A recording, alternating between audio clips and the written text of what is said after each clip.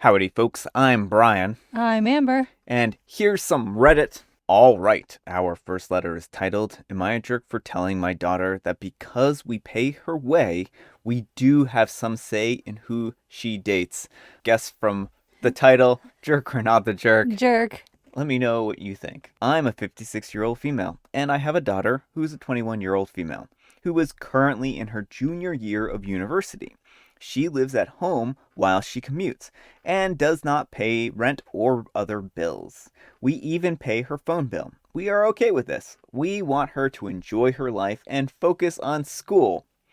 My daughter, a few weeks ago, found these Halloween toys, plastic body parts like an eyeball, tongue, hand, etc., from ages ago and stuck them in a closet somewhere and started putting them around the house for us to discover. This has become a game of sorts in our family where we stick these parts in random places around the house to surprise each other when you find them. All that to say that this is the reason why I was in my daughter's room one day, looking for a good place to hide one of the toys where she would discover it when she got back from her classes.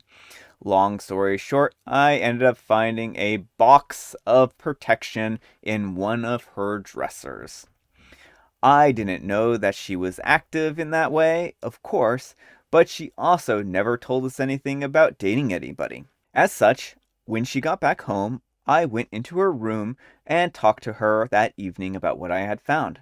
I told her that I wasn't upset and asked her if she was having adult fun time. She said yes, and I asked if it is a boyfriend. She said that there's a guy that she's dating now, yes. I asked her if she's being safe, where she is sleeping with him, and does she know how to protect herself.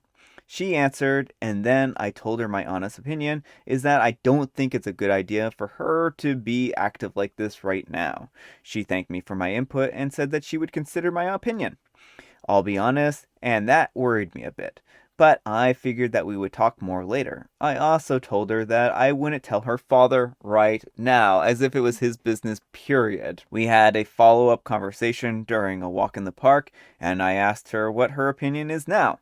She said that she will keep being safe and sleeping with her boyfriend, who I've never met by the way, and have no clue who he is. I told her my opinion again and shared more details about my personal experiences with adult fun time as a young woman and urged her to just focus on school and consider abstinence. She said that she would do otherwise, and at that point, I said that this is not an issue of me asking her, but telling her. Gross. Gross. She said that I cannot control that. And I said, because we pay everything, yes, we do have a say to some degree. I will not tell my husband about this at all right now, but I will eventually because I'm not comfortable keeping this a secret from him long term. To me, my explanation seems reasonable and justified.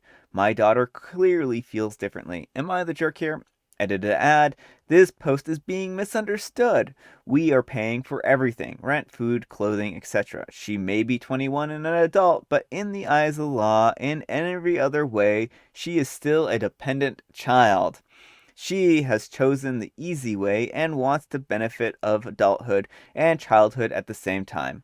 Life doesn't work that way. She cannot have her cake and eat it too. All right, folks, what do you think, jerk or not the jerk? Jerk. I'm going to give you a full 5 on the jerk meter because you don't get to tell other people what they can and can't do with their bodies. She's a grown adult. Like, you can make boundaries about what people can do inside your house, but it sounds like she hasn't brought him home or anything. Yeah, I mean, I can certainly say that OP would be well within the right to say, don't bring him over to the house, but to blanket say that you cannot have a relationship with an individual is just ridiculous. The thing is, like, they're being like, oh, well, she's still a child. You're trying to give your daughter a head start in life, right? And that's why you're paying for all this stuff is because you're trying to give her a head start. And now you're trying to say, well, I also want to pull the strings on how she acts as an adult. And that's not something that you can do. And it's just really gross to try and use that as leverage. Like, Mm-hmm. your daughter is not you. You do not get to make decisions for her body and her well being in that respect. Yeah, I think that this is kind of coercive a little bit. And First of all, it doesn't sound like she's slacking in her schoolwork or anything. You no, didn't no. even know until you went snooping in her drawers. Yeah, I think that this is something that you really just should mind your own business on personally. Mm-hmm. And I don't, I think the more you push this, the more you're going to push her into hiding this, right? She's not going to stop dating this individual, Mm-hmm. right? She's just going to make sure that you don't know. And that might involve not having protection around and accessible when she needs it, right? So if she starts hiding this and trying to hide this relationship, then it might end up being even more dangerous for her and pushing her further into kind of an extreme. So I think Yeah. that you're making a really poor decision by trying to regulate this like this. Yeah, well, she didn't tell you for a reason, Yeah, and you're only proving her point. exactly. And expense forever 277 says, "You're the jerk. You think you have a say in your daughter's adult fun time life because you support her financially? That's really weird." And Mamo Hatch says, "You're the jerk. Stop treating your adult daughter like she's still a child, and stop projecting all of your own anxieties about adult fun time onto her.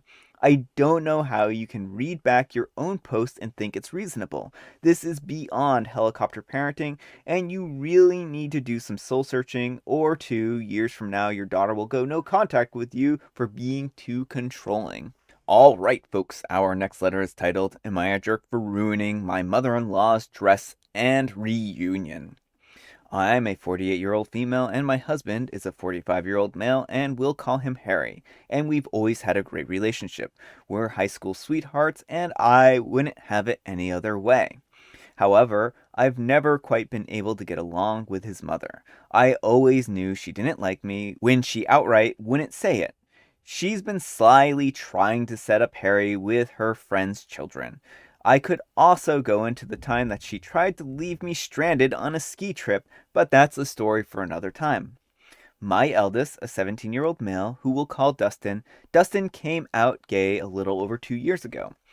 Harry did not take it well. He spent several weeks complaining about how he'd lost a son and spent all the time for nothing. My son was devastated. It's the closest I've ever been to packing my bags and leaving him.